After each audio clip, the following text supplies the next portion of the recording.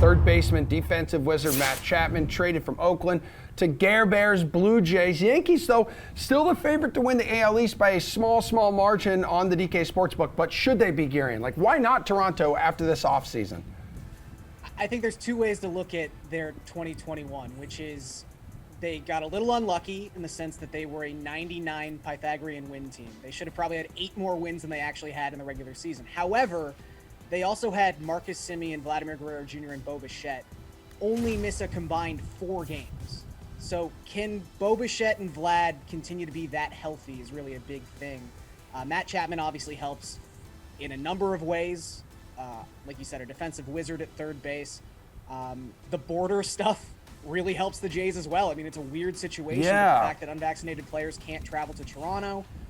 We still haven't figured out what exactly is going on with the New York City mandate. That could be a huge Aaron Judge issue. Like right now, he's penciled in to play 72 games this season. It's crazy.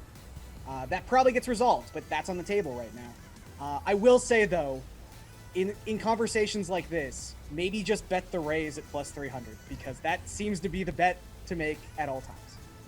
All right, Nick, talk to me here.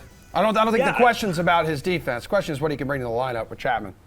Yeah, I think you're going to see some high team run totals throughout the course of the season. You have to. I mean, between Vladdy, Bo, Springer, Teoscar Hernandez, and now Chapman, you got Guriel as well too. I mean, I think the one thing with Chapman that I'm most interested in seeing over the course of the season is how his average trends. I know we talk about more of the ancillary numbers, but this is a guy who was hitting a little bit better for average over the last couple seasons, taking quite a dip. I know the Jays isn't necessarily as hitter-friendly as ballpark as maybe Yankee Stadium is or Camden Yards, but this is a big improvement from the Coliseum, so his power numbers are still going to go up for sure. Still going to be a guy you're going to want to consider rostering day in and day out, but I think Garion makes a great point when you're talking about who's going to win the East.